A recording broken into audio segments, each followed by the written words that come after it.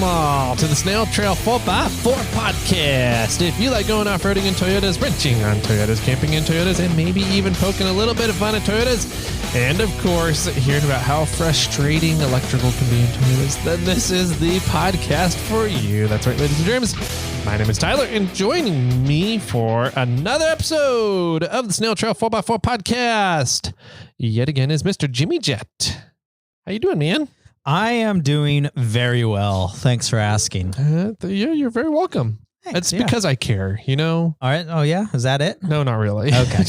I'm just happy to say formalities. That's all it is. that I did not get a ticket on my way down to the studio today. Congratulations. Yes. Thank you. Was there a reason why you should get a ticket? I passed at least 15 motorcycle cops on the way down. All motorcycle cops. All motorcycle cops. Interesting. Yeah. And I believe what they were doing was pulling over people in the diamond lane. That were really? only one car or one person in the car. About time. Everybody see you. There's two types of people in Sacramento. Okay. There's a lot of types of people. There's only two types of drivers on the freeways in Sacramento. Those that always use the diamond lane or those that never use the diamond lane. Yeah. Even when it's outside of diamond lane is the carpool lane, right? Yes. So during the hours of 3 and 7 p.m. Right. And I think it's 6 a.m. and 10 a.m. Yeah. You're only allowed to have carpoolers in the left lane on the freeway, the number one lane. Right. And here, carpoolers are two or more people in the vehicle. I know that there's just different rules for the Bay Area. Yep. You have people that are just like, this doesn't matter. Nobody ever gets pulled over. So I'm just going to drive in the carpool lane all the time because I need to do 80 to 85 miles an hour, which I kind of lean more towards that sentiment. Yeah. I still follow the rules, but if I need to pass somebody because they're doing 60 in now the number 2 lane, which is now the fast lane, because the carpool lane is just for however many people you have. It's not about speed anymore. Right. If I need to pass somebody that's doing 60 in the fast lane, I will go over and use the carpool lane to pass them. But then I get back over. I will use it as a pass in a situation like that. If they're going stupid slow. Yes. And there's a lot of room in front of them. Yes. And there's no room for me to pass on the right, which I think is also technically illegal. It's not, I don't know if it's illegal. That's a good question. Yeah. I know it's very ill-advised. Right. You're not supposed to. And in the driver's handbook for California, what you're trained on, it says you're not ever supposed to pass people on the right. If you need to pass people, do it on the left. Right. But also people are supposed to, when they're going slower than traffic, they're supposed to stay in the slower lanes. Exactly. Hold to the right. Hold to the right. You're supposed to, yeah. And I don't know if we've talked. I feel like we're having a little bit deja vu right now. We've talked about holding to the right. Holding to the right. And I think I've done a rant on that once. Yeah. I mean, it's anybody who drives a vehicle gets pissed, right? Anybody who's a car enthusiast gets pissed at slow drivers in the left lanes. In the fastest lane. Yeah. I'm going as fast as I'm going as quickly as I can across all traffic to get to the fast lane to go 60 miles an hour. Yes. So when I pulled onto the freeway, I was driving down the freeway a little ways. The diamond lane doesn't start until, I don't know, a town or two from where I live. Okay. But I exit usually right about then to drop the mini assistant off at school. And then for the days that I'm heading down to the warehouse, I pull back on the freeway and come down towards Sacramento. And there's a diamond lane the whole way. When I pulled onto the freeway, there was a blue Dodge Ram in front of me. And it literally went as fast as it could all the way across to the diamond lane. Okay. And then, I kid you not, a mile down the road, I saw it pulled over on the side of the road with a cop behind it. And it was kind of funny because there was that. And then I saw a truck with a trailer go by in the diamond lane. In the diamond lane too. Which I'm pretty sure that's not I think if you have a trailer, you're supposed to be in the slowest lanes. Well, you're supposed to be going 55 miles an hour. True, and nobody in the number 1 lane should be going 55 miles an hour. No. Ever. I don't care if you're carpool or what. You should never be doing under 55 or slower. But in the state of California, the rule is if you are 3 axles or more, that's what it is. Yep. You have to be in the far right or the second lane over. which is those don't have numbers because the numbering in the state of California always starts from the left-hand lane. Yeah, I never know. Which that never makes sense is. either. So I'm like, we always have a right-hand lane. Let's number the lanes based on that one from there, right? Yeah. From the right-hand side, work our way left. But and like on Highway 99 and I-5, a lot of it is 4 lanes. 4 lanes or 2 lanes. Okay. And so 4 lanes meaning both like north and south? Correct. Okay. Yes. All directions. 2 lanes going north and 2 lanes going south. Correct. Yeah. And so in those scenarios, trucks or anybody with 3 axles or more can be in either lane. Correct. Yes. As soon as you get to 6-lane highways, you're technically illegal to be at a 3-axle vehicle situation in that extra lane now on the left. The furthest left lane. Mm-hmm, yeah. And I know that there's an exception to that in Sacramento around where it gets all clustery and all the freeways come together. Mm-hmm. There's a lot of times you'll see trucks over in that 3rd lane over, but that's because there's so many on and off ramps and lanes coming and going from the freeway. They just go over into the 3rd lane and stay there for that whole area. Yeah, absolutely. But yeah, if you have 3 or more axles, you can't, in California, you can't be more than 2 lanes in the freeway. So that's an interesting thing because I've seen numerous buses in the diamond lanes. That's a good call too. That's a good question. I don't know if that's legal. I don't know either. So when I used to coach swimming, our bus had a retractable 3rd axle. Interesting. Yes. Okay. And so, and apparently they could lift or lower the axle on the fly. Uh-huh. And so when we would go across bridges, the driver would lift the axle up so that we only paid a 2-axle fee. That's amazing. And then when we got through the toll area, they would lower the axle back down you wouldn't stop. It would just you wouldn't even notice it. Yeah. But one time I asked him because we were stopped and the axle was up and I'm like, oh, I didn't know the wheels go up on this. That's kind of cool. And he's like, oh, shoot, I didn't lower it. And I'm like, when did you lift it? He's like, the bridge back there. I'm like, oh, what? And then, that's funny. And I was like, so then you have to pay less, right? And he's like, absolutely. I'm like, oh, that's clever. Yep.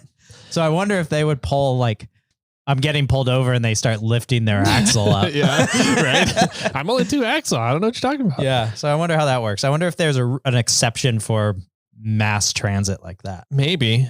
Yeah. I know that California is all about, trying to be efficient with moving people through infrastructure. Right. So it wouldn't surprise me if there's an exception for it. But we need a chip on here. California Chippy. Highway Patrol. We need a chippy. We can answer some of these questions instead of us kind of assuming. But yeah, so there was at least 15 cops on my way down here, which I mean, it's 20-ish minute drive. Yeah. And I got in there was traffic because there were so many people pulled over. Yeah. Like the cops were causing traffic because everybody was sort of rubbernecking about like, why are all these cops out here? Yeah. Why are all these cars stopped on the side of the road? There was a time when there was like 3 cars in the shoulder on the right side and 1 car on the shoulder in the left side of the freeway, all stopped because they're probably all had one person in the vehicle. A lot of times what they do on big sting events like that is they have 1 or 2 people just sitting there watching cars, and then they'll radio down to the 10 other cops say, all right, the blue Altima has 1 person in it. Which I don't know, but I think is illegal to some extent. Really? Because I think there's a rule in regards to the person that sees the infraction has to pull the person over. Interesting. Well, I mean, I wonder if they're pulling them over and it's obviously there's only 1 person in the car, then I think that in regards to a speed trap, like if you're coming down the freeway and there's a cop on an overpass just lasering ahead and they get you way out in the distance doing 80 and they radio to somebody that's on that same off ramp and they go, hey, this car is doing 80. But when the cop gets behind you, you're not doing 80 if you're doing the speed limit. He didn't see you do the infraction. So then how do speed cameras work? Pictures. That's why if you cover your face, then they don't have any way, they can't say it was you. Yeah, that's true. I've often thought about I should just drive around with a mask on. Yeah, welding hood. Yeah, or just drive around with your welding hood all the time. A Nixon, like President Nixon thing. Yeah, just drive around.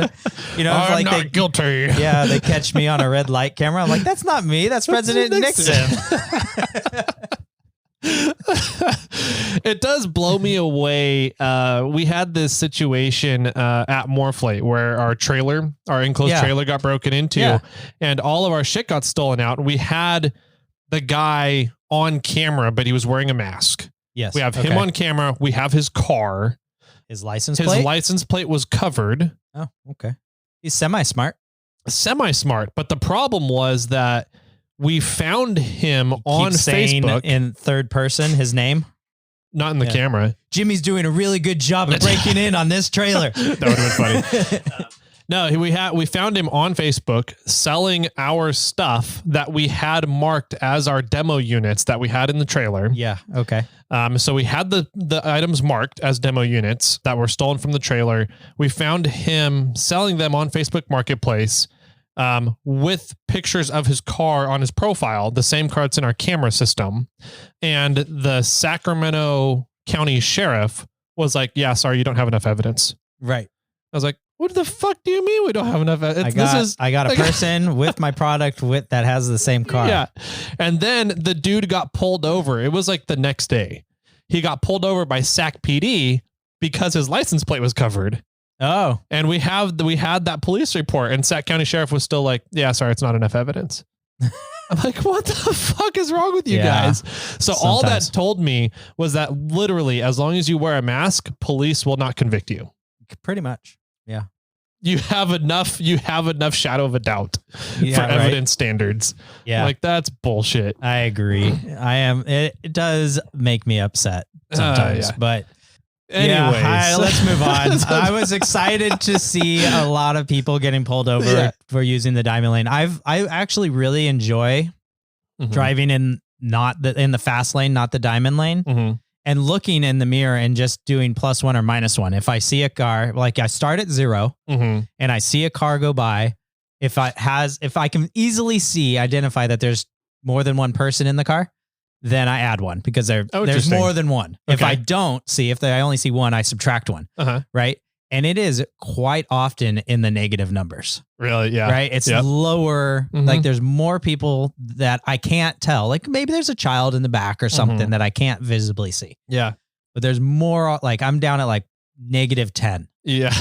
Right. So there's 10 more cars going by me on average that have one person in it that I can visibly see. There's more people misusing it than using it. Yes. Yeah. Yeah. Yeah.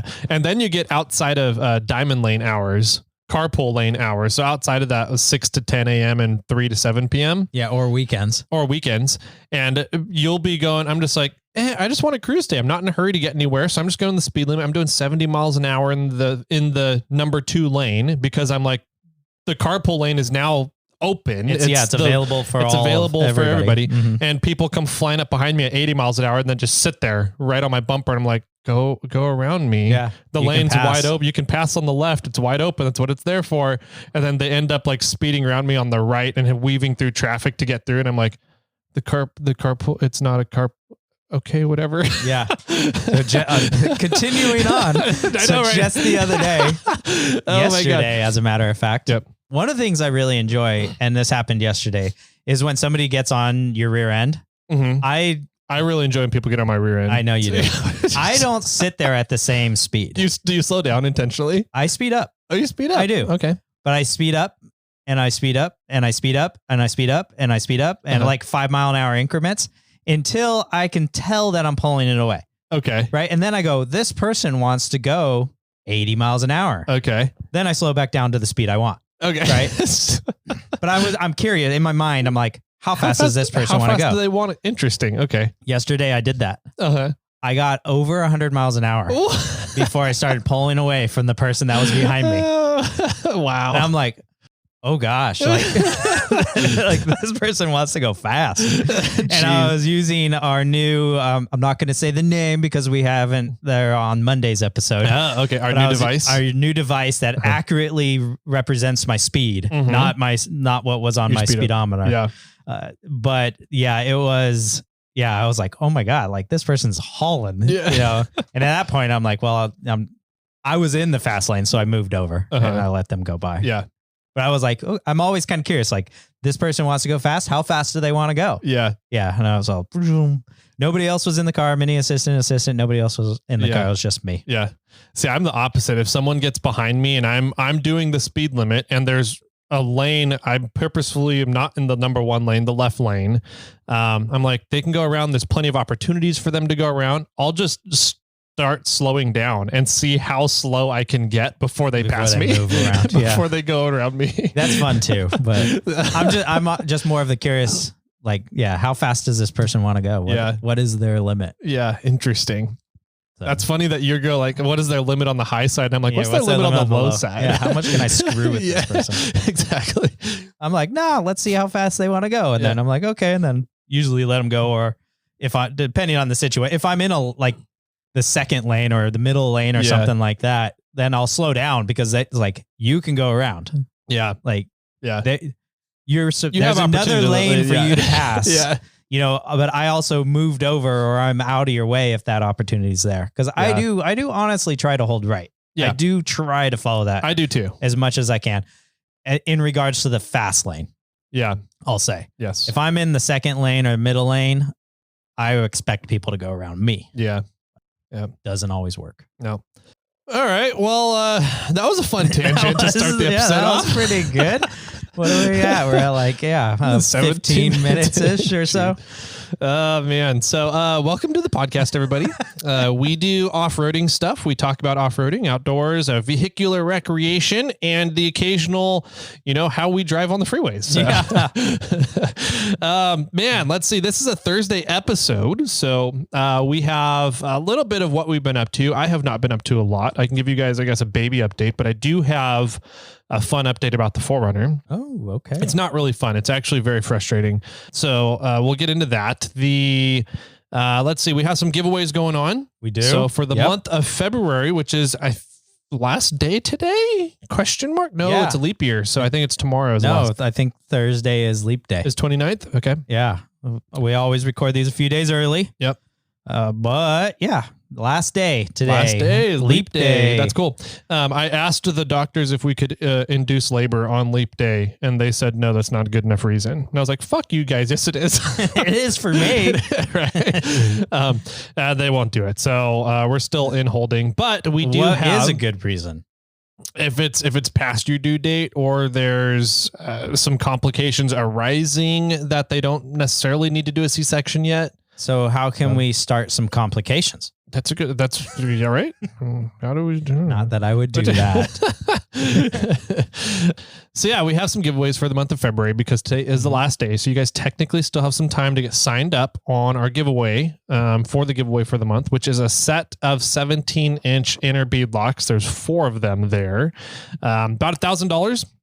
$1,000 price tag on that for a lucky winner from Morflate and Coyote Enterprises. So just go to irate4x4.com to get signed up for that. And then down the homepage, there is the watch, listen, and discuss section. And then Snail Trail 4x4 is the first option there because we're the best. We're number 1. So absolutely. Yep. So go there and check that out.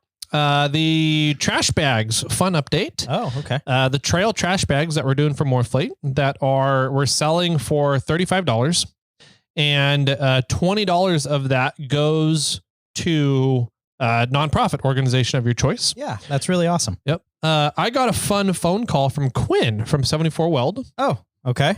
And he said that is an amazing idea and he wanted to know if he could copy it.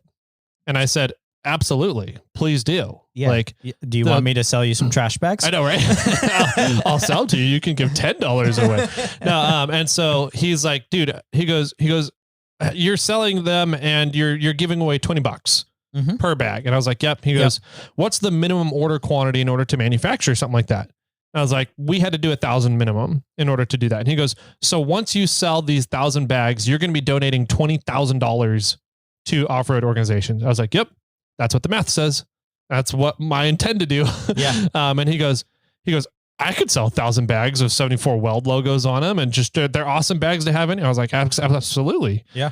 And so he's going to be making some cool and getting in on selling trash bags and donating the profits. Excellent. To trail advocacy organizations. That's awesome. So super cool. I didn't think that this would be something that was going to encourage and inspire other companies to do the same thing, but I'm super happy that it is. Yeah. So, if you guys want a Morphlite trash bag, we have them. They're available on the website underneath the fundraiser section of the website now. And if you want to hold out for a 74 Weld trash bag, please do. I don't care who gets the sale, because both of us are just donating the profits anyway. So pretty much. Yeah. That's awesome. Yeah. I wonder what color he's going to go. That's a good question. I'm going with blue. Isn't his logo like a teal blue? I'm picturing for some reason a white with a black logo, like a white background, black. I thought it was white and blue. And blue could be.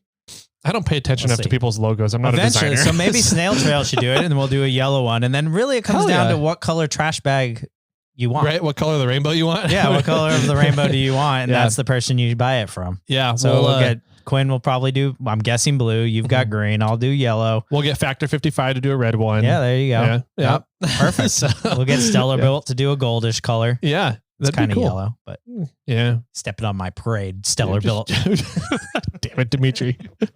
That's funny. Maybe we can get Bomber to do a blue one too. I don't know. Yeah. Awesome. Anyways, so it was just a cool, fun update that I didn't anticipate happening. That is cool to see other companies deciding that they want to get in on this too. So that's really cool. Yeah. We do know our buddy Brian over at 4 Underground, I believe, is doing a portion of all of his sales as well off to a trail advocacy group. Yep. So you buy, I believe, I'm assuming and I'm guessing here, almost anything on his portfolio. And I think he's giving a portion of that sale back. Which he has a new website too. So he does. I think, did we have that live? I didn't get to it. Okay. You guys will hear a little bit about that, but you'll hear about it on Monday. On Monday. Well, you'll hear the mid-roll Monday. Yep. So Brian redid the website. It's laid out really well. It's much easier to get around on, and now it works on mobile. Yes. So it works a lot better on mobile now for your phone. So you can get on your phone and peruse and see everything that he has over at 4 Underground, which he's coming out with a lot of new stuff. There's quite a few new products he has in the works and he's working on launching. So we're going to have him up on the show here shortly to talk about all that fun new stuff that he's doing. So absolutely. Yep. Next month's giveaway isn't in the bag yet. Okay. But we're pretty sure we know what it's lined up to be. I do want to wait for like a final confirmation or the product in our hand before we can announce it. But it's an awesome product. We're also going to get them on for an interview. They've been on the podcast before, but the value of the product is around over $500. Nice, which is going to be pretty awesome. So, we should know by next Thursday for certain if that is going to be the actual item for the month. Sweet. Cool. Yeah, it'll be fun to have them back on and get an update and see how life has been doing for them. Absolutely. Yeah, I think we had them on. If anybody's going to try to figure out what it is, we were up at P&W Expo when we interviewed them. Cool stuff, man. Any other updates? We still, of course, have a giveaway for a set of Yokohama tires going on, as always, over at our reviews on Apple Podcasts. So if you guys are interested in getting in on that, we just did a swag pack at 600 reviews. We should be around 615-ish right now. And we'll do another swag pack at 650 reviews. And then once we reach 750 reviews, we're giving away a full set of Yokohama tires, which is pretty freaking badass of them to do. So huge shout out to Yokohama. Go check them out if you guys are looking for tires. They do have a really great range and options for off-roaders. Absolutely.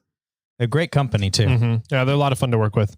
Let's see. What else can we do before we get into we have some gifts here. We do have some gifts. Before we get to the gifts, I do want to make a few more announcements of just events that are coming up. Okay, cool. Just because I do feel that some of them are important. Let's see. So Black Tie and Boots fundraiser for Rubicon Trail Foundation is coming up on the March 9th. We have, April is the Sue Bun benefit, which is on April 13th out at Prairie City. So if you want to come out there and join us and hang out, we'll be out there. Tyler might not be out there for very long. We'll see how that goes.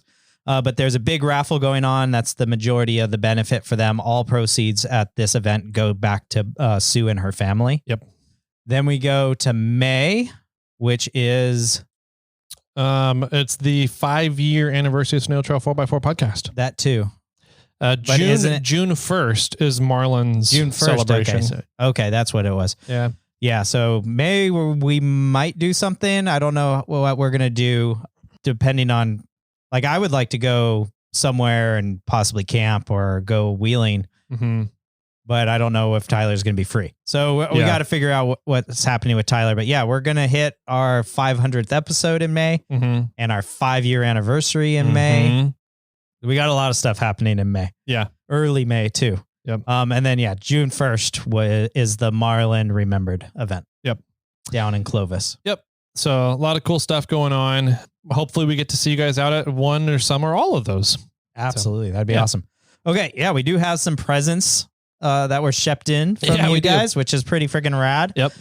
I see a few of them hanging out on top here. Did you bring these in? No, they're sitting on the couch when I walked in. I don't know where they came from. I don't know either. It's license plates. Yeah, we got 4 right here. 2, 3, 4, 5.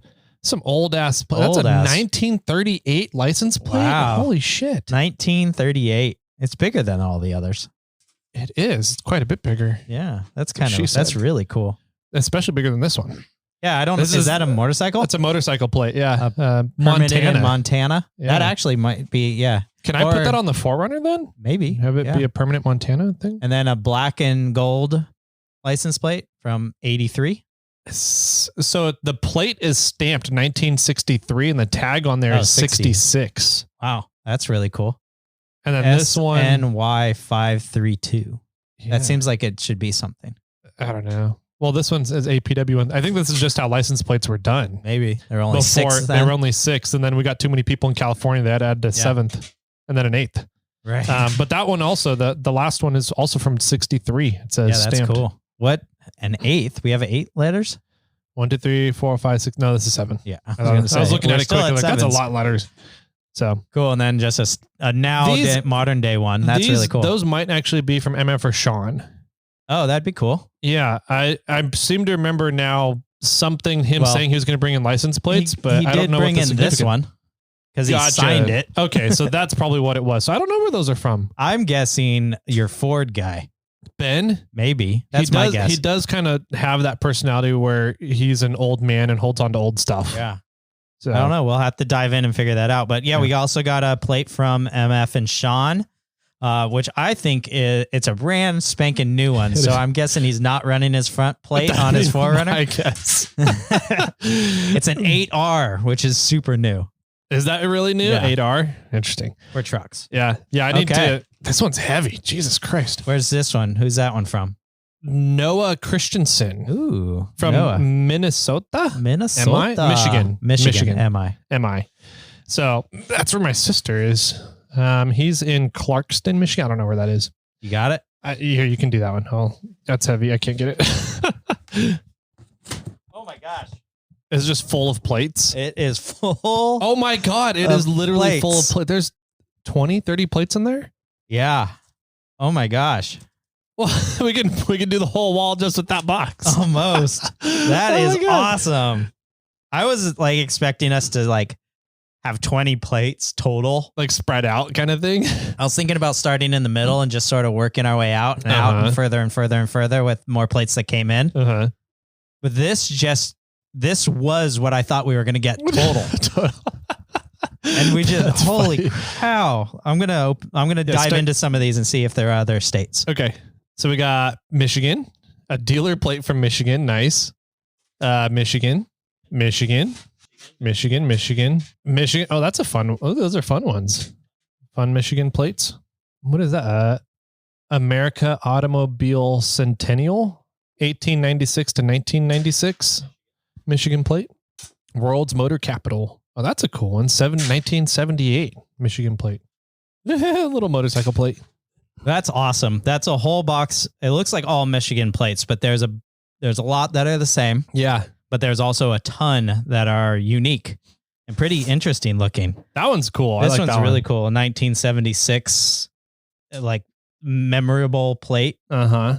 That's really neat with the stars and stripes and everything. Yeah. So yeah, we'll have to start getting these on the wall. Yeah. Figuring that out. Yep. With all them being Michigan, I'm in my mind, I'm thinking about how to organize it because I Okay. don't want a giant blob of Michigan. Well, who sent that in? Christensen? What was his name? It was Noah. Noah. So, we could just have a Noah section. Like this whole quarter of the wall is Noah over here. Yeah, right. The whole upper right or something. Oh, man. Yeah, that's awesome. Thanks, Noah. That's and pretty cool. Thanks, Sean, and whoever dropped off these other super old plates from California. Yeah. That's really cool. Those are rad. All right, who's this one from? This is from our Unimog buddy. Oh, nice. I actually just got a text message from him today. Oh, nice. Yeah, he said he pulled off at my exit and realized that the Starbucks isn't there. Oh, it moved. It moved, yeah. Well, he it's figured still it in out. that parking lot. But He sent me a text later. Oh, never mind. I found it. I did the same thing. I drove up and I was like, wait a minute. What? You got a card. Well, this I think is a license plate, but that's a box with a card and my name For on you. it. So let's here, you open the take that one. license plate. Yeah. I'll open this one. Okay. Because that one technically is yours. Oh, there's two in here. Maine and Chevrolet USA -1. Interesting. Yeah, I don't know if we can put that up on our wall, but it's We can cool. put it on the wall We'll of put it fame over on there that side. with Yeah. the Ford logo, the Yeah, blue with oval. the blue oval that's missing. Yeah, where'd that go? Did I you don't send it out to somebody? Probably. Okay. Oh no, it's right there. It's behind the ironworkers. Oh, got it. Okay. Yeah, that's cool. The main one's neat. Yeah, it has a little. I don't know what kind of bird that is. Yeah, Pine some cone. sparrow. It's a commercial plate from Maine. Yeah. Nice. All right. All right. So this box here. Tyler's got a box and it had a card on it taped down to him. Should I read the card first? Yeah, you should absolutely read the card first. I don't like cards. It says, okay. Oh, the places they'll go, and it's a infant, a child holding onto a balloon getting floated away. A Dr. Seuss looking thing. Yeah. And it says, there's a million fun places your baby might go with adventures to follow and new things to know. It's a wonderful world and it's ready to greet them. And as for us, well, we can't wait to meet them. So it is a little Dr. Seussy. It says, well, little Tyler can't go wheeling yet, but he can go camping this summer. Both my sisters were camping at 3 months old. So here is his first camping outfit from Ron Tuttle. Oh, that's awesome, buddy. Let's see. Put the You can microphone put down. the mic down. Yeah. That's pretty cool. Oh, there was a note in the Michigan one? Yeah. So You finish that yours first. Oh, that's awesome. isn't that adorable? It is a little mini Carhartt onesie for a child, an infant. That's really cool. That's pretty rad. Thank you so much, Ron. I also had a Dylan, the guy you hate. Yeah. You can't hang out with anymore. I'm not allowed to hang out with Dylan. Yeah. He got me a couple of Toyota onesies. Oh, cool. That are just a onesie with the Toyota logos on them. Yeah. So those are pretty cool too. That's awesome. Yep. While Tyler was opening his present, I dumped out all the license plates from Noah into a box that we had laying around. So now we kind of have one general area that they are. And out popped a note. And Nice. it says, hey, Tyler and Jimmy. I don't know why they always say your name first. Is T before J in the alphabet? No, I don't think so. I found your podcast about 6 months ago and listened to multiple episodes a day at work until I was caught up. That's impressive, man. Congratulations on that. I work in disposal, so I come across a lot of license plates and figured I'd send some of them to you from my collection. Noah from Michigan. He left his Instagram and he says, love the show. Thanks, man. Yeah, that worked out well for all of us. That makes a lot of sense. That's pretty cool. Yeah, these are Maybe some pretty we'll rad leave- plates. We'll have to look through them and kind of dig through that pile and see. There's a good assortment of different stuff there. Yeah, absolutely.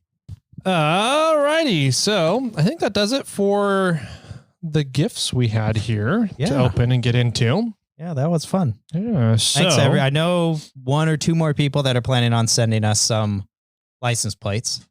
nice. I want to go out to I'm sure there soonish there'll be some like automotive fairs and or events or trade shows or something. Okay. But I'm thinking more of like a flea market style where maybe I'll just go over to Denio's. I'm sure Denio's has steal plates off people. Off their cars. Kind of. I'll go to the event and go inside, and they probably have license plates for sale in there. Really? Yeah. They sell license plates? Isn't that illegal or? The people do it. Oh, okay. All right. Yeah, I'm interested to see what you come up with then. Yeah, okay. Now I'm on it. I have a K6 TLR plate I can bring in too. Yeah, I have. Just so long as I can take it if I ever need it. So. Right. I got a Snail Trail 4x4 one nice panel. We should put those in the center of the wall and then wrap everything around it like in a maze or spiral I also design. have a KJ1 MMY panel because I don't think I have a license plate on the front of Bobcat. Yeah. So I have that one. Okay. And then I have my old Bobcat plate, I'm pretty sure. Nice. Yeah, I have a few plates. I have an Oregon one that I found on the side of the road. I've told that story. Nice. So yeah, sweet. Thanks everybody that gave us plates. Thanks, Ron. Well, Tyler, thanks you, Ron, for the baby onesie, Carhartt onesie. That's really cool. Oh, look, that's cute. It even has its own little condom pocket. Yeah, no, that's for a flask. Oh, a flask pocket, baby flask. Perfect. Flask of mama's milk. Yeah. Man, that's funny. All right, so let's see. What have you been up to? I know that there's a tree update. I have a tree update. Yeah, a guy came the other day and ground up the stump, and that was kind of funny. They left the tree then, or yeah, the tree's there. Okay, the tree's for us to. I told them that I'm going to take care of the tree. Sweet, that's exciting. Yeah, so I'm gonna have some friends up, and if it works out for you, as you're up, can come up as well. And we're going to have the assistant started calling it the Loomis Chainsaw Massacre. So we can have that. Perfect. We'll, cut up this tree and, get that off, take the wood. And I actually talked to Sarah and Ryan, because they started a dump company, dump running company. And I might contract them out to take all the foliage and green waste that we don't want and have them take it to the dump. Nice. So, but I told them we'll see because we might just burn it, or I might ask the neighbor that the tree actually fell onto their property if I can do a burn pile on their property, so I don't have to move it very far. Yeah, there's a few things going on, but the guy came out to grind up the stump the other day, and he was not informed that the stump is still connected to the tree. Okay, and it's a big tree. I'm sorry, he was. How long have you been in talks with this company, going back and forth about logistics and them having issues with logistics and them needing to come out, but it's raining and they can't run their machine in the rain, which it's a tracked machine. I don't know why they can't run it in the rain. Yeah. I was like, oh, it's got tires and it's going to get stuck. Yeah. Okay. Okay. Yeah, You're no, like, it's on I have tracks. 4 winches. Yeah. None of them are hooked up, but we can hook one up. Yeah, right. I was like, I could pull your machine out, but those things are so heavy. I don't know if I could yank it. It looked like it was just a Bobcat. It was probably a little with bit a stump grinder with a stump grinder on the front. Maybe it looked like something similar to that, but those are heavy. I don't know how much they weigh, but they're heavy. Yeah. Anyway, so the guy came out. He didn't know the stump was still attached to the tree. Thankfully, he had a chainsaw. So he cut it. I would have been sad if he didn't. I would have laughed. So he's cut it. And when he was cutting, I went in and started doing some work on the computer. And then, I just hear the chainsaw going, and then I hear the stump grinder start. I'm like, oh, he must have got, like, the stump must have came down or something. I look and, the stump's, like, it's still the wrong perpendicular parallel to the ground. Like, the roots are sticking straight up into the air. I'm like, okay, that's weird. So then later he tells me that his chainsaw was too small. And so he cut one side all the way down and he cut the other side all the way down, but it was still connected in the middle of the tree.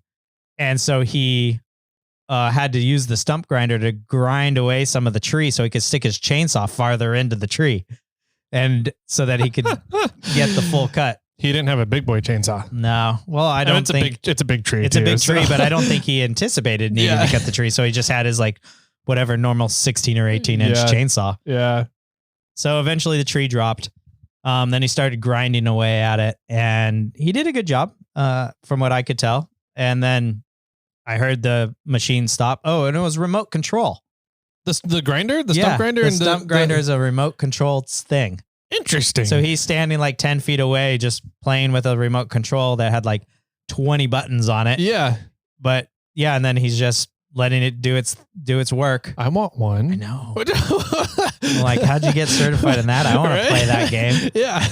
Like, that was cool. So that was really neat to see. But so I went out there when he like was finished, and there was literally roots sticking out of the ground still. Okay. And I'm like, what about these? What about this root? Or what about that root? And he's like, well, those aren't attached to anything. I've already ground up the stump. I'm like, no, man. Like, you're supposed to like there should be a pile of mulch here, not roots still sticking out of the ground. And he's like, well, I can't cut those because you have your pipes still in the ground. And this is where the pipes are, and I can't hit it with the pipes with my machine. Yeah. And I'm like, okay, well, it's a fair point, I guess. Can you wait here for a while and I can pull these pipes out? And he's like, I can wait for a little bit. And I said, okay. So I went and got a reciprocating saw and a shovel and a pickaxe. And it took me like 15 minutes, and I yanked all the pipes out of the ground. There was a water pipe and a gas pipe in the ground. Yep. We had the gas pipe inspected. It was no longer connected to anything. That's nice. Yeah. So once that was out, he spent another like hour and a half, like grinding up where he didn't grind before. And there was like big chunks of stump still needing to get ground up. So I was like, good thing I called him out on it, because I would have been like trying to work this ground and to lay the new water line. And I would have been like, there's a huge stump still here. Like, what's up with this? So yeah. So thankfully I called him out on his wrongdoings or his shit. You know, it's like, yeah, you're half-assing it right now. Yeah. Like, you need to do your whole damn job. I'm paying you some good money to do this right. Yeah. So yeah, so the stump is ground up. That's a bummer. Like, my biggest pet peeve I keep coming back to is people that just don't want to do their jobs. Right. Yeah. I think he wanted to do his job, but his job didn't like, it was one of those weird lines, right? Like, it's not my job to pull the piping out of the ground. Yeah. Where the tree is. Yeah. Right. Like, okay. But if I would have known that, you could have told me, and I would have gotten that done for you guys. Yeah. Right. We could have had that done. I could have had that done. You would Yeah. have not had to worry about it. Yeah. Right. That would have been an easy fix for me to do. But you didn't say anything about that. Like, you didn't say if it was even my responsibility to get the trunk cut off so that the root ball's all alone. Like, I didn't know that needed to get done. Yep. I assumed that you guys are a tree trimming company. You would come out here and you'd lop the root ball off and grind it down. Yeah. Do a complete job. Yeah. Interesting. So, but so it's one of those things, like, I can't do any more work because this is in my way. Yeah. And he wasn't willing to get it out of his way. Yeah. All right. Annoying, frustrating, annoying. Yeah. I mean, I can see it both ways, right? Yep. But it's one of those, like, it ain't my job. Well, I'm sorry. That never flies with me. Yeah. Yep. Do your damn job. Yeah. Like, you're out here to grind up the stuff. To complete a task. This is including in that task. Yes. Yeah. I agree. I'm 100% there. And it really frustrates me when people don't do that. Yeah. So now we're in talks with the plumber guy. And we're going to retrench a little bit farther over from where we were, because we're moving the main water line into the house. Yep. To like the side of the house. It's going in on one side at the corner of a house, and we're moving it around the corner. And then we're not only just fixing the pipe in the ground that lies, we're going to lay all new piping all the way back to the well. And we're going to redo all the piping that is however old the well is. We're going to redo all that piping as well. Okay. So that's our next step. Nice. Yeah. So who knows exactly how long that's going to take? But that's a good question. We're also in talks, because we've had a few water leaks under the house. We're also in talks with the plumber to completely repipe the entire house. Wow. Yeah. Oh my God. So that's that right there is about a $10,000 job. Jeez. Yeah. Thankfully, sort of thankfully, a lot of the piping is all in like 1 or 2 walls of the house. Yeah. So we only have to open up like a few areas and that's it. And then we're going to run some of the pipes that do skirt across the house. We're going to run them into the garage and then use the garage. And then we can feed it into an open area underneath the house from there. Okay. Yeah. So yeah, it'll be a little bit of work, but then we get all the copper lines out of the house that are failing. We're going to go to some PEX and we should be good for a really long time. Yeah. The PEX is good for 100 years? Yeah. 75? Something like that. Yeah. And we could probably, like, copper's good for a really long time as well. But we have a high acidity water. Yeah. And so it's just been eating away at the copper, which is making it super thin, which is why we're having leaks. Yep. And thankfully, all of our leaks have been underneath the raised foundation. Yeah. At least that we know of. Yep. And the worry is, well, okay, when is it going to leak inside of a wall? Yep. And we're not going to notice it until it's way too late. Yep. So we're going to, I think we're going to do it in stages. We're going to get the main water line in. We're actually adding a water softener and another pH balancer to the house. And then when we get that setup done, then I think we're like in a month or so, we're going to do the whole house. Wow. Oh, man. We have to do, and another thing is we have to do the whole house before we get the master bathroom done. Oh, yeah. Because right now the master bathroom walls are open and that's access. That's a lot of the piping. That's a lot of the upstairs piping. Yeah. Is all exposed right now. So it's like, we got to do it now. We can't really wait. Yep. You don't want to close up all the wall, finish up the master, then tear all the walls apart again. Tear it apart. Yeah. So we've got to kind of do it sooner than later because I really can't move forward on getting the master bathroom done. Yeah. Until we repipe the house. Isn't that amazing? Yeah. One tiny little baby tree goes down and you're redoing the whole house. Well, we were going to redo the house pretty much anyway. Yeah. But the main water line, that was a fiasco. But then maybe I shouldn't say this on air, but I think we're gonna make money from the insurance, and with the excess money that we're gonna have left over from the insurance money, that we're gonna put it towards redoing the house. There you go. Cool. That works out then. Yeah. I mean it make use of resources and timing. Exactly, so yeah. So that was fun. That's been an interesting fiasco and things happening. But yeah, I think the chainsaw party is going to be a good time. And I think that, we're going to, in the long run, we're going to have better water in the house and a better system overall. So that it'll be a benefit. Yep. Let's see. So besides that, I threw the Tacoma up on first gen Dave's lift. Oh, over this last week. Figure out the hum. To try and figure out the hum. We couldn't really hear a hum when it was up in the air. But we also didn't want to really take it up to like 60 miles an hour on a lift up in the air. Does he not have the front and rear supports for the vehicle too? I don't know. I'm not sure. They're essentially like, they can be extended things. Yeah. They're like 12 to 15 foot jack stands essentially that you put underneath the front. Third member. No, we were only on the forks. Gotcha. Okay. I thought about something along that lines, like, but we don't have to lift it all the way up into the air. Why don't we lift it like a few feet up and then put jack stands at the front and rear, kind of a preventative, measure. Stabilizes everything. Yeah. But we wanted to be able to get under there and listen to things. And I brought one of those like stethoscopes to try to like listen, a mechanical stethoscope or mechanic stethoscope. It's just like this long, thin rod that you can pinpoint on areas and see if there's more noise happening or what noise is happening. But one of the things that we did notice when the car was off and it was all in neutral, we literally spun the driver's side front tire and it just made more noise than the passenger side tire. And it made more noise than rubbing on the disc brakes. Right? Wow. Then you've got wheel bearing then, I would assume. I'm leaning towards there. If this isn't even the issue, I think that wheel bearing is going out. A unit bearing there, yeah. Yeah.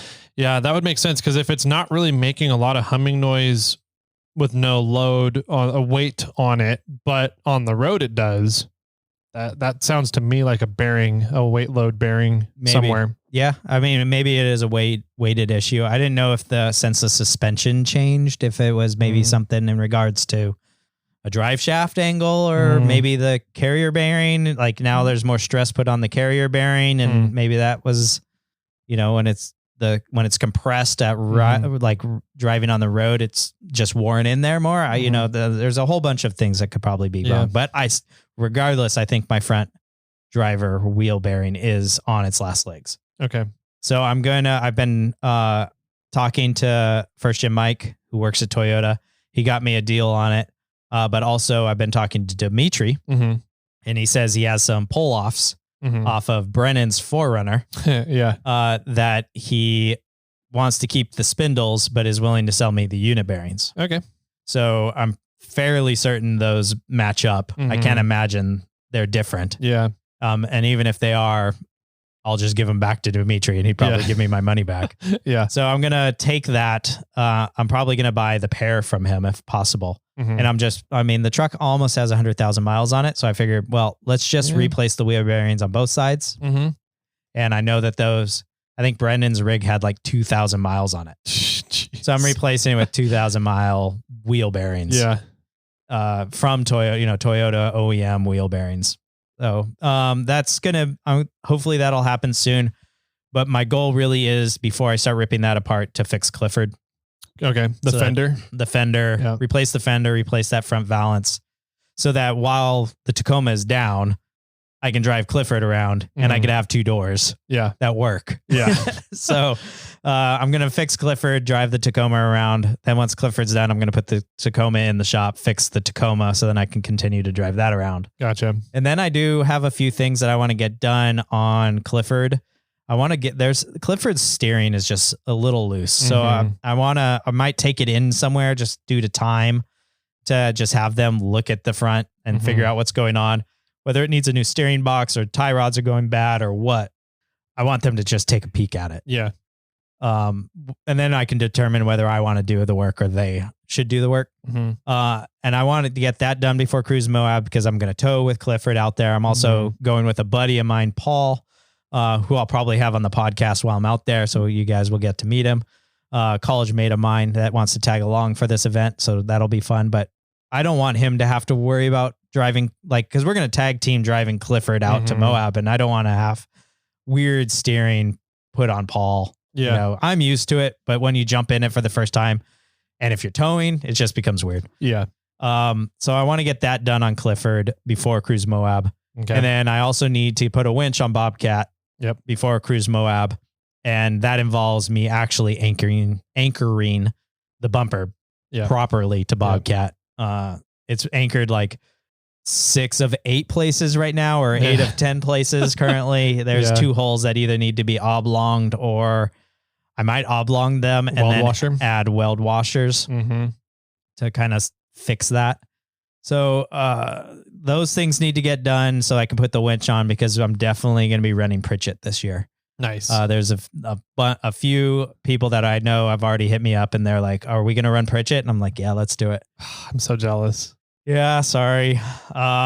So that'll be fun. But that's like my to-do list. So I really need to get Clifford done so I can get the Tacoma in there, because Tacoma is my daily driver. I use it all the time.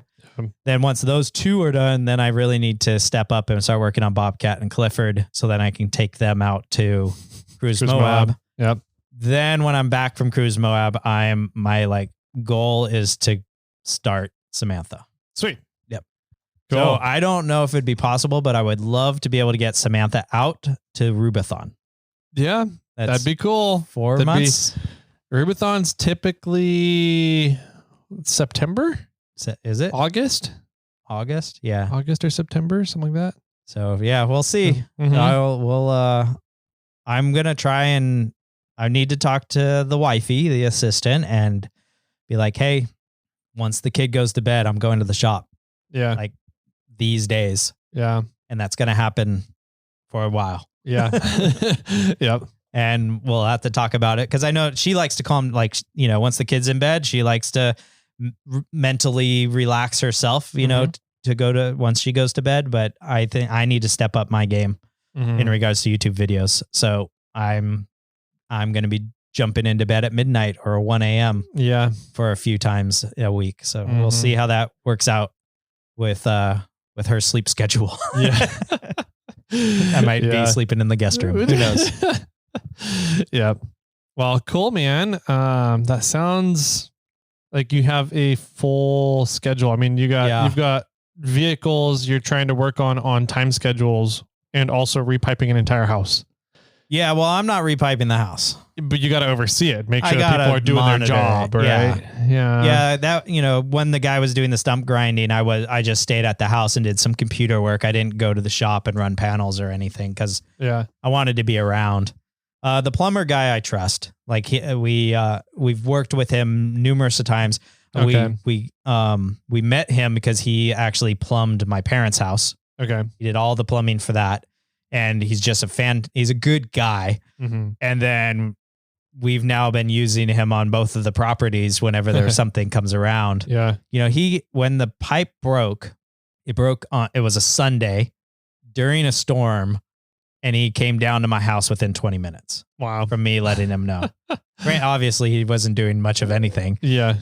But he made it he made it a priority. I'm like, I have water out. I have a broken pipe. My main water line's out.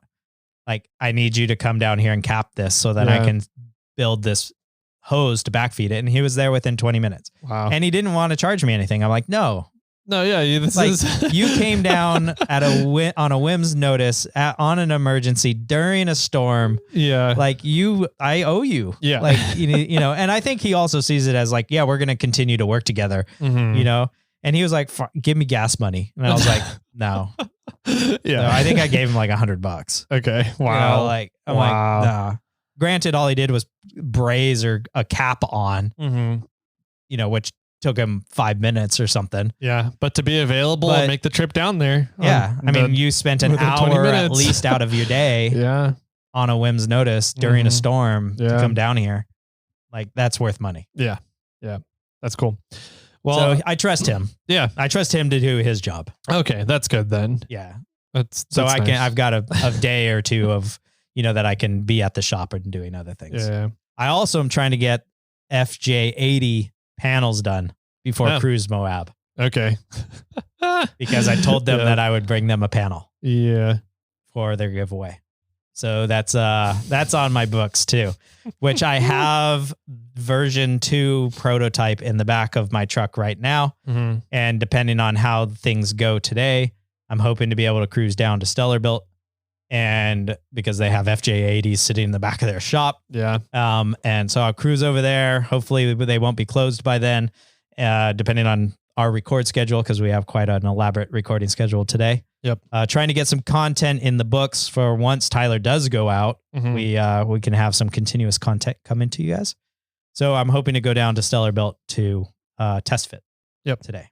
Cool. And then hopefully it's perfect. Yeah. Let's just go it's there. Good to go. Hopefully it's perfect. And I can start production. Nice. That'd be nice. Yeah. Get those out for Cruise Moab. Yeah, that would be fun. Well, I have an interesting situation with the 4Runner right now. Yeah, I posted a customer service question in a Morphlate group I have. Yeah. And you alluded to selling the 4Runner. Yeah. And then everybody was like, are you serious? What are you doing? Like, what are you talking about? So I wanted to ask you, WTF? Yeah. So we have a couple of really big storms coming in right now. We do. In Northern California. Yeah. I think this weekend alone, above 5,000 foot elevation, we're supposed to get 6 to 12 feet of snow. Yes. Huge. Yes. That's almost more snow than we've gotten so far all year long, yeah, right? And I know, we're going to get awesome. it in like one weekend. Yeah, and I've been invited to go snow wheeling. Fuck you. So I might need to put the winch on first, though. Yeah, you will. Well, I have track adapters if you want to take some tracks. So, anyways, for 6-lug or yeah, I have 6-lug. I have 6-lug adapters. So you want to put them on Bobcat? We just need to set up limiting chains. So, which I know how to do now. We got all that set up. So Okay, well, continue on. So anyways, there's these big storms coming in. This weekend is supposed to be huge. There's supposed to be another storm coming in next weekend of snow. Okay. And 4-wheel drive 24/7 is going to be around as of, I think, March 3rd is when they're flying into California here. Oh, okay. So Shano, Jocko, and a couple others. I don't think Graham is coming on this trip. I could be wrong though. They're going to be here, and we're going to take them snow wheeling. Oh, okay. So we have a fun relationship with them. They're doing some marketing for Morflate as well. Yes, they are. And last time they were here last year, they went and did the Rubicon. And Ozzy, my sales manager, was, and Dave Pfeiffer was their tour guide. Right. Yeah. How cool. Out on the Rubicon. And so we've been kind of working on setting up a fun schedule for them to go and bury the Dirty 30 and a couple of other vehicles they have in snow and give them a real taste of what it's like to have to spend the night up in the Sierras. You're going to freeze them to death. Yes, we are. That's going to be a fun video. So it's going to be a awesome, hilarious video. And Dimitri is going with the Track Tacoma. Cool. Mm-hmm. So they'll have that kind of as a safety net. And we're gonna take the Morflate Starlink out there with them, so they'll have communications for everything. So everything should be fine. But I was gonna get the 4Runner set up with the tracks. Yeah. In case it's like we need another vehicle to come in with tracks to help get everybody out of here. Okay. So we started setting all that up, and I went to set up the limiting chains for the tracks on the 4Runner and weld some brackets to the axles and put some brackets underneath the front knuckles for the limiting chains. And I go to start the 4Runner and the entire vehicle is dead. Oh, no power at all. Okay. And I had just driven the vehicle less than 2 days earlier. So less than 48 hours. So bad ground. I don't know. I took a multimeter to the battery. Yeah. Well, I took the battery charger to the battery. I'm like, maybe something happened in the battery. I don't know. So I put the charger on the battery, and the charger gave a fault code, which means that the positive and the ground are connected together. I'm like, that's not good. No. This is a $1,200 starter lithium battery. Yeah. I really hope it didn't get messed up and the BMS broke or something melted in the BMS, and it's giving now the positive and ground are connected. Right. So I disconnected the main wires to the vehicle from the battery. Yeah. And the way I have it set up is I have the winch line coming into the battery, and then a fuse box that I've created as a central hub for power coming to the battery as well. And then the body ground, the chassis ground. Yeah. And so the chassis ground is a big fat 2-aught gauge cable going from the battery 1.5 feet to the chassis. Okay. And then I've turned my chassis into a massive ground, right? Yeah. And so then I have the other two cables coming in. They're both essentially 2-aught cables to go to the winch to feed the winch power, and then feed the main hub, where then the fuse box that I've created that then goes out to all the different stuff in the vehicle. Sure. And so I'm like, well, let's check that. So I go out and I disconnected the lines from the battery to isolate the battery and see if the battery is the issue. And I tested the winch line and the ground, and those did not have continuity. Okay. I'm like, okay, cool. That's good.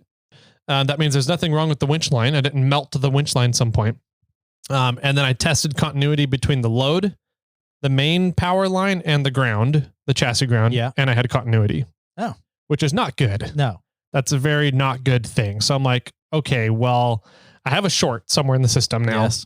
Mm-hmm. And I was like, how bad? It must be a pretty bad short, because it drained 130 amp hour battery in 48 hours in 2 days. So 130 amp hour battery, lithium battery. What is how do you do amp hours to watt hours? Like my lithium cube is a 500 watt hour battery. Yeah. Take your amps and multiply it by 12 to get watt hours. So if you have watt, you divide it by 12 to get your amps. So yours is how big? It's 130 amp hours. 130 amp hours. You could probably do this one in your head, but I can't. 130 times 12. Yeah, so 1600? More or less. It's 1560. Okay. So yeah, 1560 watt hours is what that battery is. Okay. Yeah, that's a big battery. It's a big, but it's a small battery, but it's a big capacity, right? Sure. And so anyways, I drained it in under 48 hours, which means 48 goes into 130. Yeah, that's pretty quick. That's a big draw. That's a big power draw. Yeah. That's a big short somewhere. My 500 watt hour battery runs my refrigerator for 3 days continuously. Yep. So it's drawing more than that. Yeah. And so I've been twice. It's drawing more than twice that. Yes, exactly. So I've been out at Barrett Lake camping and ran music for 4 hours a day on the vehicle, and also ran the fridge the whole time for a whole weekend, and it starts up just fine Sunday morning to leave. Right. So there's a big draw happening somewhere in the electrical, and I'm like, fuck.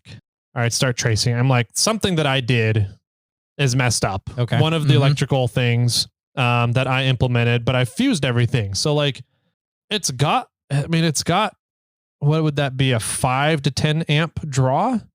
So, I mean, it's most components on the vehicle are fused at, 15 amps or higher, 10 to 15 amps or higher. So I'm like, so the draw isn't big enough to really blow a fuse. And I checked all the fuses. Everything's good. Right. So I start tracing everything, and MFR Ryan came over to help me set up the brackets for the limiting chains for the tracks. And I was like, dude, we got a bigger problem. I was like, the brackets I can set up. That's super easy to do. But we have a bigger problem that I need help with. And so we sat there, 2 different ends of the vehicle, me with the tester testing continuity, and him unplugging and plugging wires in. Right. For 5 hours. Oh my gosh. 5 hours we're doing this, just testing electrical circuit after circuit after circuit, trying to narrow down where this draw is coming from. And it wasn't in any of my electrical stuff that I did. Oh, so that's good. Sort of. It's I mean, it would have been nice. It would have been the first thing of your electrical. It would have been extremely nice if it was in one of my electrical things that I did, because those are a lot simpler. I have everything kind of out on separate circuits, right? Sure. The short is somewhere in the factory chassis harness. Lovely. Which sucks. Like if it was in the engine harness, that'd be nice. You take the air intake plenum off and you have all access to the entire harness of the engine harness. But the chassis harness is all buried in the dash. Right. I have no idea about electrical. I don't know that stuff nearly as much as I should. Can you pull the pin or the connector out of the back of your ECM? Yes. And test those pins? You could, which we did. Oh, essentially. So we started at my main fuse box, tested everything coming off of that, and it came down to the line going over to the main fuse box for the vehicle, the factory fuse box. So then we moved over there and started testing all the connectors, electrical connections, fuses, relays, everything over there. And we got it down to a plug that just goes into the main harness for the chassis. And we found the other end of it where we're able to test the continuity between that plug and different plugs underneath the passenger side kick panel. So we've narrowed it down to 2 wires. There's 2 wires that are getting a short. Okay. And one of them is the black with the white stripe, which is a fat, fairly big gauge wire. It's like a 12 gauge or 10 gauge wire. And then there's a tiny little like 18 gauge blue with a yellow stripe. I looked up in the factory service manual, and the black with white stripe is supposed to go back to the rear door ECU and power that. And the blue and yellow stripe is rear door, like your hatch. Yeah. Like the tailgate. Okay. And then the blue and yellow wire is supposed to be for the passenger front door locks. Interesting. So when we disconnect both of those wires, here's what no longer works in the vehicle that we found. The starter The starter relay does not kick in when you disconnect those wires. The stereo does not kick in when you connect those wires. And none of the door locks switches to lock the door kick in. But unlocking? We can unlock the doors using the door switch, but the lock side of the switches don't work anymore. So that's all that we found that doesn't work with the vehicle. Once we've narrowed it down to those two wires and would keep those two wires unplugged and then start testing things around the vehicle to see what are these circuits. So I don't think the factory service manual is correct on how this is wired up. Yeah. But you also have a Frankenstein of a vehicle. I do, but I've never touched the factory harness. No, the factory chassis harness. I've never touched that. True. So I'm kind of. But did you order a custom harness? I ordered a conversion harness from ORS. So they have like an adapter plug that you plug in, and then you plug into the harness, and then you plug that into the ECU. Yep. Interesting. Yep. So is your battery okay? Battery seems fine. So I recharged the battery. Cool. Got it back up to 100%. Okay. And then put it in the vehicle. Yeah. Put those plugs in that I know we reattach those two wires. We know those shorts on and started the vehicle. It starts, fires right up. Cool. Everything works. Okay. But so we pulled out one of the wires. Yes. To see if maybe the short was caused between one of those wires. It's not two different circuits. I think you're going exactly what I was going to talk about. So I pulled one wire out. Yeah. And left the other one in. The one that allows us to start the vehicle still. Okay. Which one was that? The white one. The big one. The bigger one. Okay. We left that one in, pulled out the blue yellow wire. Yeah. And killed the battery from 70% charge to 0 in 24 hours. Okay. Have you tried to do that the other way? No, I haven't tried to do that the other. So my next step was recharge the battery back up to 100%, put it back in with both of those wires unplugged, and see if it drains in 24, 48, 36 hours. What 48 hours? Right. What 24, 48, 72. Okay. So 1, 2, and 3 days. That's good. And then if it doesn't drain, then I would connect the small wire, but leave the black wire unplugged and see what that does. See if that one draws. Yeah, I would. Yeah. Good question. Right. Because they could both be. Exactly. I think they both are. Right. Yeah. And it's possible. Right now, you don't know if it's one or the other or both, but you do know that the black one is drawing. Yes. So, but the question is now, does the little one draw? Well, the little one gets continuity. So if we have the black one unplugged, we're getting continuity with the blue one plugged in, the little one plugged in, and we're still getting continuity between a load and a ground. So they're both doing it. So I think they're both doing it. Yeah. And I think the only way to figure out and trace it down to figure out where the short is you have to literally pull the entire chassis harness out, undo the entire wire loom, and trace those two individual wires through everything. You think you burnt one? It's possible that one burnt up and melted the other one. So the black one with a white line. Mm-hmm. I'm pretty sure that is a load. I'm pretty sure it's a load wire. Okay. It should have 12 volt. Because typically Toyota, they make their ground wires quite a bit smaller than load wires in the older vehicles. I was assuming that it was going to be a ground because it's black. Nope. Okay. Yeah. Because I would say then that little one might be grounded to the black one, which would create a loop right there. Possibly. I mean, maybe. Or the blue and yellow one is a ground and I don't know. Yeah. Right. So I think I need to do some more digging. I need to look up and see if the factory service manual is not correct on the wiring. I need to find out if there's a different factory service manual for my specific year and model VIN number kind of thing. You have the VIN of that engine. So it's not the engine. It's the body chassis. Oh, it's your body. It's the chassis harness. So the chassis harness do you have is the VIN for that? Because I know that. Yeah, I do have the VIN for that vehicle. But it's been engine swapped.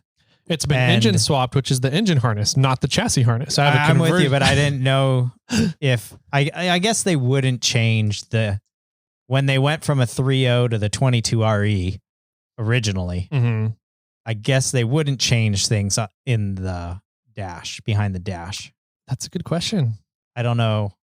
what is that plug? What's that plug for originally, or what's it supposed to be for? I know it does a whole bunch of other things. The way I believe I ordered it from ORS, and they needed a lot of pictures to make sure, because the engine originally was a 3.0 and then went to a 22RE. Now it's a 3.4. I know that they wanted a lot of pictures to confirm, and I'm pretty sure what I ended up ordering from ORS was a 3.0 chassis harness to 3.4 ECU conversion harness. Okay. So it's still the 3.0. I believe that's what is still in the dash. Are you running one ECM? Yes. ECU? Yeah, the main ECM, yeah. Well, I mean, that vehicle has a few different ECUs around it for different components. But the engine and chassis is one. Yes. Yeah. Cool. You didn't need to run two, one for the body. No. And one for the engine. Okay. No. Well, I think your number one step is to test it without connecting the small one. Okay. See if it still draws down. So disconnect both of those and see if there's another draw, right? Because there could be more than that. Yeah. And then if hopefully there's not. Well, I tested, so I had both of them disconnected, and they've both been disconnected this is day 3, and I still have power in the 4Runner. Okay. So it's in those two circuits. Yeah. So that's a good sign. Yes. Well, a narrower, sign. Yeah. You're narrowing it down. So so now you have to figure out the routing of those wires. Are they literally next to each other, or are they in different places? They're in the same plug in the main fuse box. Lovely. Yeah. So it's like I can unplug that plug from the fuse box, and everything stays powered. So my next step, I ordered a circuit tester, and it's different from a power probe. It's different from a multimeter. What it does is you put it on a load and a ground in that circuit, and it creates an electrical signal. It creates a noise signal. Yeah. And so it has a standalone unit that does that. And then it has a secondary probe unit that you can scan over the wiring loom. Oh, cool. And it will tell you when it hears that signal coming from the wiring loom, which means there's a broken wire there that's shorting out. Awesome. And is letting that signal escape from the wire, right? Yes. So I got one of those. Okay. In order to scan the wiring loom, I have to pull the whole thing from my dash. So I need to take my dash all the way down to the firewall. I'm really hoping. I'm just going to start with taking apart the dash on the passenger side, and take out the blower motor, the evap box, not an evap box. What is that? It's an evap box. The evap box there for the air conditioning unit. I'm going to take that out so I can have access to all the wires that come in at the ECU right there. And I'm hoping to God that the short is in that area. Right. And I don't have to tear apart the entire dash. Does the wire go from passenger side to driver side? It goes all the way across. Yep. Because it goes into the tachometer, the speedo, everything that goes over there. Yeah. That's all in the dash. It goes into your starter. I mean, the starting circuit is not happy with this. So it could be in the ignition cylinder area too in the steering column. So it could be all the way over, and the stereo is not happy either. So I've probably got to go all as far over as a stereo. That sounds like a really fun project. No, it's not. Jimmy, you want to come over to help me? I will actually. I'd be happy to. I need to learn more about electronics. Like I get very basic stuff. Like I understand very basic stuff. And I need to learn more about it. So I would be happy to come over and give you a hand and learn more about how watts and volts and amps and light bulbs work and what a filament is. And I don't know. Yeah, you should message Tyson. Yeah. Yeah. Now that I have the circuit tester, assuming that it works properly, I've always wanted to get one too. Cause I'm like, that's just cool. It makes finding a short so much easier to do. I need that, by the way, when you're done with it. Okay. Sounds good. Clifford's blinkers don't work right. Oh, okay. And I think there's something wrong with the driver side rear brake light where the 7-pin connector is all connected up. So I think there's something screwed up. Something going on there. So the circuit tester, I've always wanted to get one. Now I have one. It'll make tracing the short super easy. The problem is pulling out the wiring loom so that I can trace it. Right. That's going to be the pain in the ass. You can't just leave. I mean, it's the problem that you can't, if you undo the dash enough, you can't just trace it in place. I might be able to, but I mean, there's little things that come off here and there and little circuits that go everywhere. And in order to get the entire thing, you kind of need to get the entire thing. I'm hoping I don't have to go to the entire thing and I find it quicker than actually, now that we're talking about this, I think I would start at the plug and work my way backwards. So just tear apart the whole dash then and work. Cause it's those two wires. You mean work forwards? Backwards would be towards the battery. Forwards would be towards the components and devices it's powering. Sure. Thank you for explaining that. Okay. I would work from the plug because those two wires are causing a problem. Yep. And then I would go, and then you can go from that plug. And then when that plug goes into a split somewhere, then you can continue to follow that split back until throughout all the splits until you get to the ECU. Yes. And then from the ECU, it goes out to all different places as well. I mean, the whole chassis harness powers everything under your dashboard. It goes down to your transmission, down to your transfer case. I mean, I just don't know enough about it, I guess.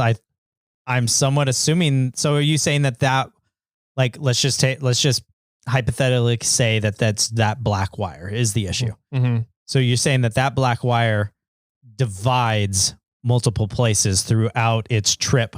Yep. It doesn't just go from point A to point B. Yep. Kind of branches out. That sucks. Yeah.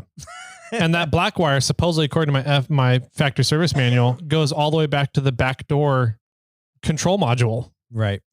So I'm like, am I going to have to pull now all the interior body panels off to trace wiring all the way back to the back of the vehicle too? Like, I hope I don't have to get there, but yeah.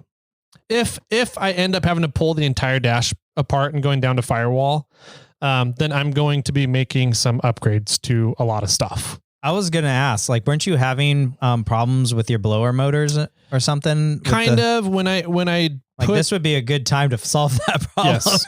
So a big issue with the 4Runner is that a lot of the ducting inside the dash has come apart or is no longer sealed. So the heater and air conditioning just escapes inside the dash. Yeah. So that's a big problem. I can reseal all those or just put in new ducting. Right. So it's not plastic stuff that gets brittle and falls apart over time. I also want to add a passenger grab bar. Yeah. Ship bar. And then I want to, when I installed the new switch for the blower motor speeds, you have to install that whole thing that has all the levers on it for your blender, your, where the air comes out through your venting, all that stuff, the directional stuff. And when I put it in, I didn't have the wire. I couldn't figure out where the wire was there's two wires for the blender, one to control the air conditioning door and one to control the heater door. Right. And I couldn't figure out where the wire went, I believe, for the heater side. So in theory, I think I always have some level of heat blowing through the blender, even if it's all the way on cold. Right. For the air conditioner to come through. Okay. So you can solve that. So I can solve that while I'm back there as well. And those are the three main things. Right. But wow. Yeah. Well, that's going to be some fun updates. That's going to suck. Yeah. That's going to not be fun at all. No. But yeah, that or you need to get another battery that's just a charging battery. That's like, or a trickle charger thing. Mm-hmm. Whenever you stop your vehicle for multiple days, you have to hook up this trickle charger. I mean, the other option is to do what buggies do and put in a battery disconnect. True. So that when I stop and I shut the vehicle off, you just turn off the battery disconnect. And there we go. Yeah. Problem solved. I mean, not really, but yeah. Problems averted. Problem is averted until I burn the vehicle down due to short growing bigger. Right. So, All right. Well, Yeah. on the flip side of that, you might have a lot of downtime for yourself to figure this all out. I might. So we are technically, if today is Thursday, when you guys are listening to this episode, you're listening to when it releases. Little baby Tyler's due date is in 3 days. Yeah. March 3rd, I'm honestly Sunday. a little surprised we're recording today. I am too. I didn't think we'd be recording today. I didn't either. Typically, I mean, we've known quite a few of the people and gotten to know a bunch of the couples from the classes, the baby classes we've been taking. Yeah. And pretty much everybody who has had a due date around us, all their kids came early. Wow. And they're like having their kids last week, the week before, this week kind of thing. And ours, we went in to check and see if she's dilated at all. Not dilated. Oh no. At all. Wow. So it's the cervix is starting to get effaced, which means it's starting to flatten out, which means baby has dropped and the head is getting closer. Sure. But she's not dilated at all. And we're doing like from when we're recording 5 days. Yeah. So from at this current moment, 5 days. Yes. From the day that you guys listened to this, 3 days. Yes. Yeah. So she hasn't started having contractions. No dilation happening yet. So I think he's going to end up coming about a week late. I think it's going to be around March 10th. Okay. Is my guess. Sweet. 8 So to we 10. might record next week. We might record next week. We'll see. But yeah, if you guys, things can happen quickly all of a sudden out of nowhere. And, hopefully it doesn't. And we have a little bit of lead up and can predict things as we move along, but that's very, very rarely the case when it comes to giving birth and labor. So yeah. That said, well, before I go there, do you have any other things you want to talk about? No, that's it. Okay. That said, we're probably going to be doing some slight changes on the release schedule of the podcast. I'm really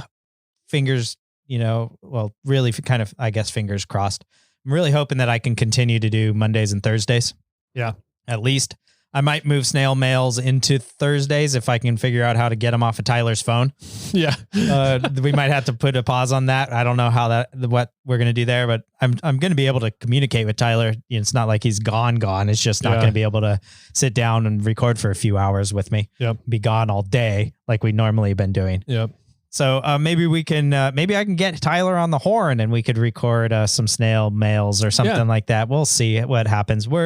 Please be fluid with us. We're going to have to be fluid during this time. But I'm really going to try to continue to do Mondays and Thursdays at a minimum. Cool. Yeah. I think we'll be able to make something work. Even if it kind of has to be remote due to just time. It's just, if everything goes well, I don't think we're going to miss a beat on the recording and release schedule of Snail Trail 4x4, but you never know if things go well or not. So and we won't know until it happens. So I'm just trying to keep the schedule open right now, assuming everything goes well. I don't think we'll see much downtime at all. But it's just kind of wait and see right now. Yep, so pretty much. Yeah. Man, cool stuff. Fun episode. I guess if people want to get a hold of us, you have feedback about the episode. If you have things you want to tell us, if you have a license plate you want to send in, that address for sending in, is that in the show notes? Yes, it is. Cool. It's in the show notes. It's the Morflate Warehouse, 1065 National Drive, Suite 5, Sacramento, California, 95834. That's in the show notes. If you guys want to call in and leave us a voicemail, we have our new segment that we release on Fridays called the Snail Mail. And really fun getting to listen to you guys, get some feedback, and kind of have this conversation with you guys through the podcast. Yeah. So it's a lot of fun. We enjoy it so far. We're definitely enjoying it. So keep those coming in. The phone number is 916-345-4744. And then there's always Instagram, emails, Facebook page, all sorts of different ways that you guys can get a hold of us. So Jimmy Jet, any final words for everybody out there to wrap up the show? Since I fixed Bob's cat's battery connector, I haven't yet had an issue starting the vehicle. Nice. And with that, my friends, keep crawling.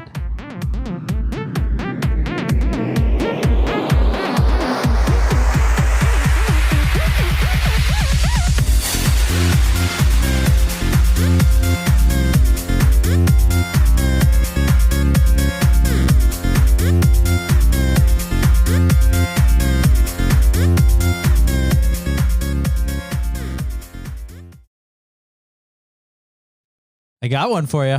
Okie dokie. Oh, wait. I'm supposed to do these now, right? Yep. You've already fucked it up. I know. I'm sorry, everybody. I do apologize, but... Okay. Good job. Thanks. Did you hear the story about the astronaut that is claustrophobic? No, I did not. Why? That seems like a really bad thing to have as an astronaut. He just needed some space. Yeah. Okay. Well, then that makes a lot more sense. Yeah. He just needed a ton of it.